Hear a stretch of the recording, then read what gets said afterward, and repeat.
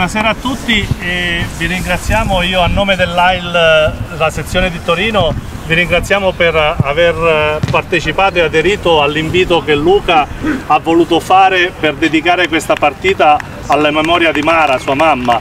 E oggi è una giornata particolare, è una giornata in cui non pensiamo al fatto che Mara non ce l'ha fatta, ma pensiamo al fatto che siamo tutti qui perché altri ce la facciano e perché noi dobbiamo riuscire a combattere questa leucemia e sconfiggerla. E infatti questa partita che parte dal cuore, serve proprio a far sì che tutti siamo consapevoli che ce la possiamo fare, e quindi ringrazio le squadre che sono scese in campo, il 44 e il Torino FD, che ci danno questa grande opportunità di parlare in senso positivo delle leucemie, perché le stiamo battendo, la ricerca è fondamentale, e vi aspettiamo nelle piazze il 6, 7, 8 di dicembre, dove proporremo le stelle di Natale per raccogliere ancora fondi per le leucemie, contro le leucemie.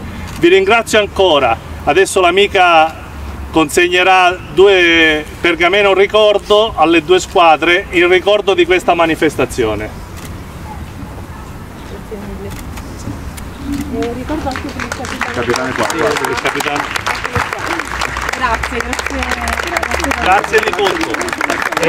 E vinca il migliore, perché siamo noi che batteremo la leucemia.